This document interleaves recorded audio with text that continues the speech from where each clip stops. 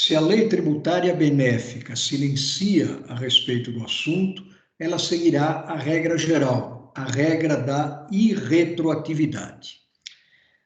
Ainda a propósito do assunto, quando uma lei tributária deixa de considerar ilícita uma determinada conduta, ou quando mitiga a sanção para essa mesma conduta ilícita, ela deve retroagir. Isso em função de uma interpretação sistemática e não meramente literal do artigo 5º, 40 da Constituição. Voltemos a ele. Ali está estabelecido: a lei penal não retroagirá, salvo para beneficiar o réu. Logo, a lei penal retroagirá sempre que beneficiar o réu. Muito bem, a expressão a lei penal não deve ser entendida na literalidade do seu texto. Não deve ser entendida no sentido de lei criminal, de lei penal estrito sensu. Pelo contrário, ela deve ser interpretada no sentido de lei de caráter sancionatório. Portanto, a lei que deixa de considerar ilícita uma determinada conduta do contribuinte ou que passa a sancionar de modo mais brando um ato ilícito deve necessariamente retroagir. É o que, de resto, estabelece corretamente, diga-se de passagem, o artigo 106.2 do Código Tributário Nacional. A lei tributária retroagirá quando deixar de definir um ato como infração ou quando lhe combinar uma penalidade mais leve.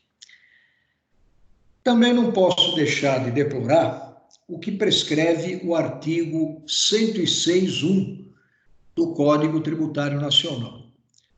Esse artigo 106.1, em outras palavras, estabelece que a lei tributária interpretativa retroage até a data da entrada em vigor da lei tributária interpretada.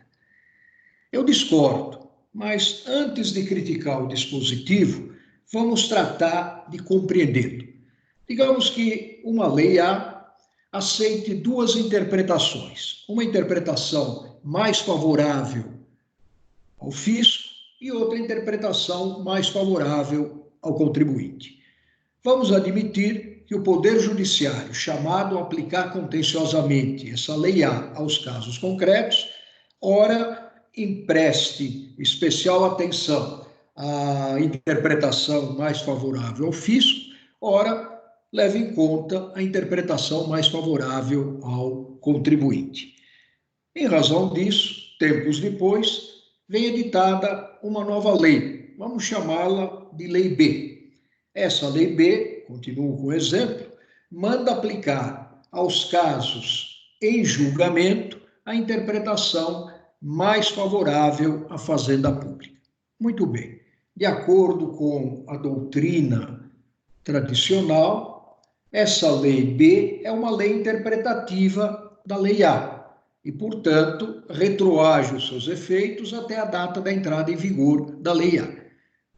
Logo, os casos pendentes de julgamento, agora, sempre de acordo com a doutrina tradicional e com a literalidade do artigo 106.1 do Código Tributário Nacional, de acordo com a doutrina tradicional, repito, os casos pendentes de julgamento agora deverão ser julgados do modo mais favorável à fazenda pública.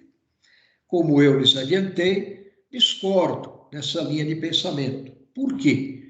Porque, a meu ver, não existem leis interpretativas, nem leis tributárias, nem leis em geral. A uma lei não é dado interpretar outra lei. A lei cria o direito objetivo. A lei inova inauguralmente a ordem jurídica, no nosso caso, a ordem jurídico-tributária. A tarefa de interpretar leis é cometida aos seus aplicadores, ao Poder Executivo e, especialmente, ao Poder Judiciário. Esse aplica a lei, no nosso caso, a lei tributária, definitivamente e com força institucional. A meu ver, o que a Lei B, voltando ao exemplo, o que a Lei B fez foi revogar parcialmente a Lei A, de modo a negar seguimento a interpretação mais favorável ao contribuinte. Mas a negar seguimento, daí para frente, observado inclusive o princípio da anterioridade. Os casos anteriores, os casos pendentes de julgamento, esses poderão perfeitamente continuar a ser decididos do modo mais favorável ao contribuinte. Para fins de concurso, evidentemente, né, especialmente se o concurso for feito sob a forma de teste, fiquem com a literalidade do artigo 106, inciso 1 do CTE. Em termos acadêmicos, no entanto, nada impede que vocês sustentem que não existem leis interpretativas e que, portanto, o artigo 106, inciso 1 do Código Tributário Nacional arremete contra a Constituição.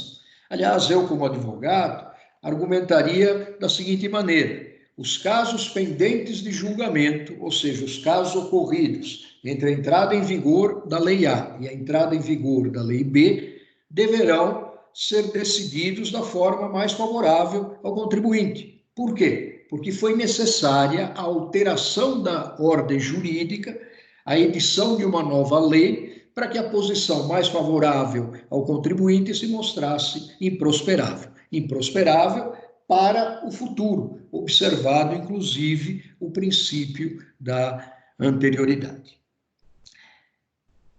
E, por fim, vamos levar em conta a seguinte tese, uma tese que foi desenvolvida com muita habilidade por Gian Antonio Micheli, na Itália. Por fim, eu dizia, retroage a lei tributária que corrige uma situação de inconstitucionalidade. Digamos que uma lei A, inconstitucional, seja revogada por uma lei B, esta perfeitamente constitucional. Pois bem, a lei B retroage até a data da entrada em vigor da lei A. Por quê? Porque a lei A não era uma verdadeira lei, era um simulacro de lei, era um arremedo de lei, estava fora da pirâmide jurídica. A lei B, no caso, veio a restabelecer o primado da Constituição. Por isso, a Lei B, constitucional, retroage até a data da entrada em vigor da Lei A, porque corrige uma situação de inconstitucionalidade. Mas há um limite para isso. Mesmo a Lei B constitucional deverá respeitar o direito adquirido, o ato jurídico perfeito e a coisa julgada. Vamos admitir que a Lei A, apesar de inconstitucional, foi aplicada pelo Poder Judiciário e a decisão transitou em julgado, material e formalmente. Nesse caso, a força da coisa julgada prevalecerá. Aonde está estabelecido isso? Na própria Constituição, mais especificamente em seu artigo 5º, inciso 36.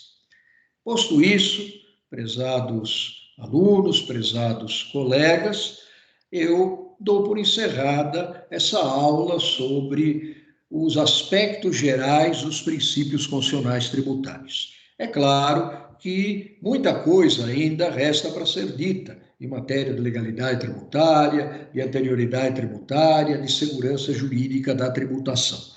Assuntos efetivamente não faltam. Mas eu acredito, né, que lhes dei uma ideia, pálida embora, da importância dos princípios constitucionais tributários. Muito obrigado pela atenção que me dispensaram. Uma boa noite a todos, né? Ou um bom dia, dependendo da hora em que estiverem a assistir essa aula. Até logo.